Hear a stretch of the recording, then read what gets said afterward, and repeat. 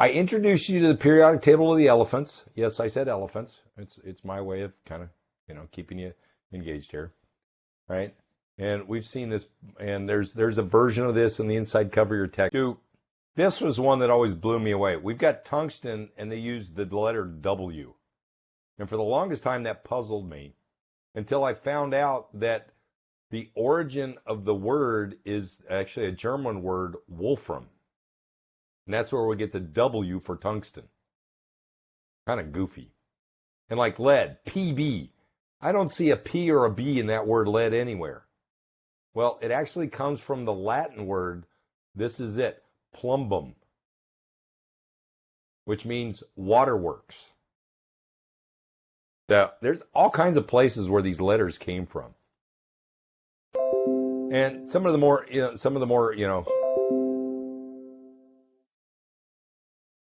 more common letters here are C for carbon and H for hydrogen, O, N, O for oxygen, nitrogen, sulfur. I just introduced you to tungsten and lead. Okay. And as we've seen in that chemical formula for water, H2O, we use a combination of letters and numbers to identify molecules, which we learned from lesson 1. We learned that those were the combinations of the different individual elements. Okay? And as we saw when we looked at that first question I gave you, the number, when it's a subscript hanging down, tells you how many atoms of that element are in the molecule, right? And we did water, 2 hydrogen, 1 oxygen, so there's 3 total, right? CH4 has 5 because there's 4 of these and 1 of those for 5 total. Okay, not a trick question. How many atoms in baking soda? 7. Okay, so we got 1 of these sodiums, 1 of these hydrogens, 1 of these carbons. So that's 1, 2, 3, and then 3 oxygens makes a total of 1, 2, 3, and 3 more would be 6, right? Okay, all right. How about vinegar? Did you know vinegar is also known as acetic acid? All right.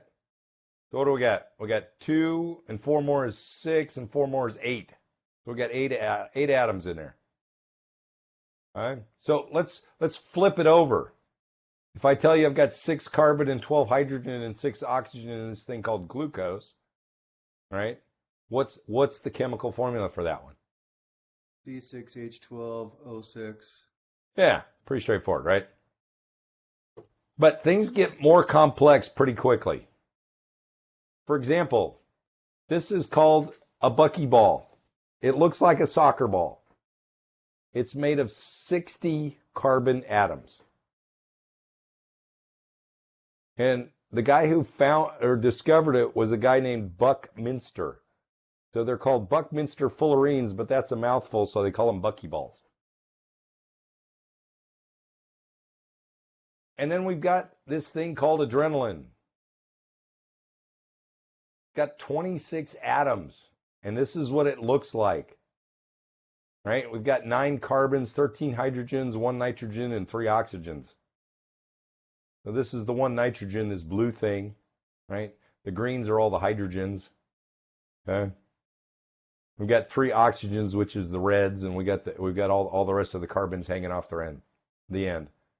So that's the thing that gets us pumped up when we go to the gym or get excited or threatened or whatever.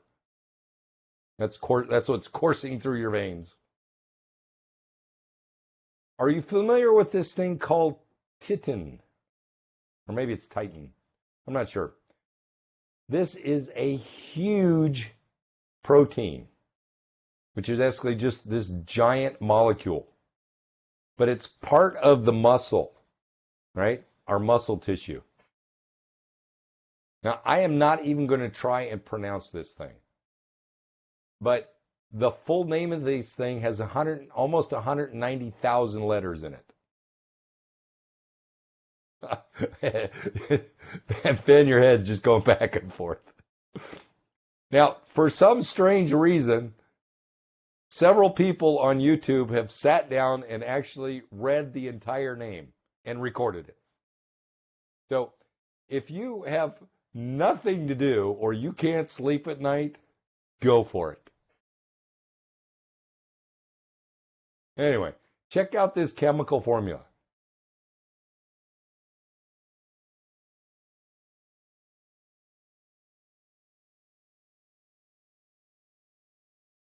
This thing has almost 540,000 atoms in it. That gives you an idea of how big this thing is.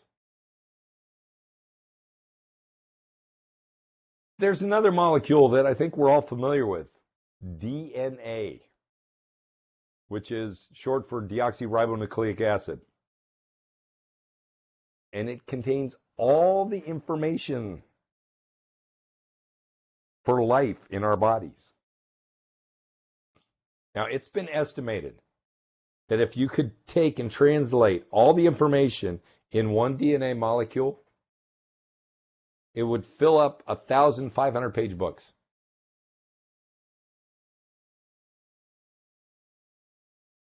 That's got to be a very big molecule. And in fact, scientists are trying to figure out a way to store data, and they haven't figured out how to do it yet.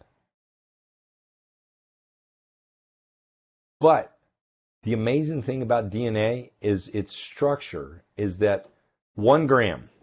So I don't know if you guys take medications or you've had to take pills or anything, but think about how big a 1 gram tablet would be.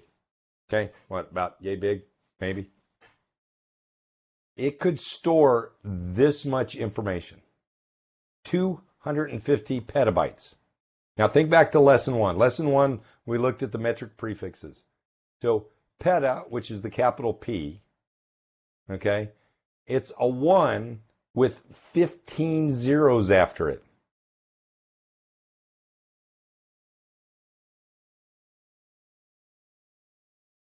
Which means that if 1 gram holds 215 petabytes,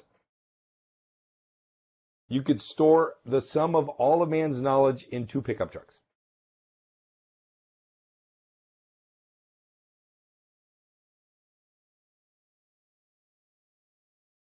I forget where I found this, but they make a good point. He says, if you're a scientist and don't believe in God, you're forced to believe, okay, that this data storage device, this thing called DNA, which is more advanced and more efficient in its storage than anything man has come up with, right? It's, I'm sorry, the absurdity gets overwhelming to me. Okay.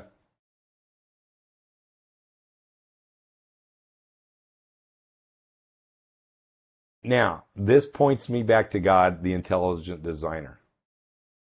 All the information needed for life is stored in DNA. But I want to zoom in on the DNA molecule itself. Okay? This is an artist's representation of a DNA molecule. Okay? We'll zoom in here on this thing, and it's got this silver ribbon thing, which is the double helix. Okay?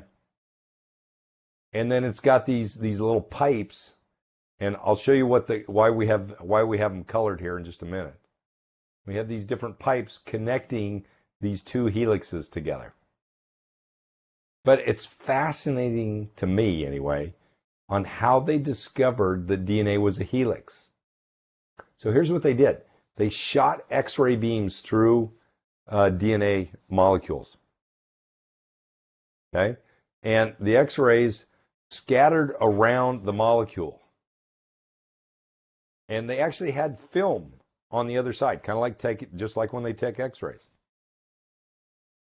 And what came out was this X shape, which from the physics gives us a clue as to the shape of what the X-rays were bending around.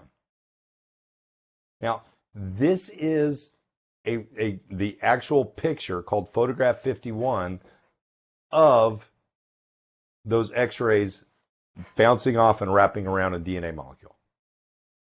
And it's from that they figured out that it was this double helix. All right, now back to the colors, okay? These little pipes, they're called nucleotide bases. That's these little pipe things here. Now, there's 4 of them, and they're color-coded, red, green, yellow, blue. Okay, anybody done Awana? Okay, I've been an Awana commander. I've done Awana games, you know, and stuff. So red, green, yellow, blue, they're like my 4 favorite colors because I do Awana. Okay, so scientists long ago picked red, green, yellow, and blue to color code these things. Okay, green is this thing called adenine. Yellow is this thing called cytosine. Blue represents this thing called guanine, and red is used as the color for this thing called thymine. Okay, so we got 4 colors, four different pieces that go together,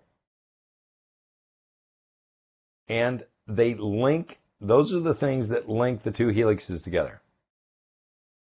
But if you look carefully at the colors, okay, greens only link with reds. So adenine only links with thymine, and guanine only links with cytosine. So if you look at this picture, you'll never see a blue with a red.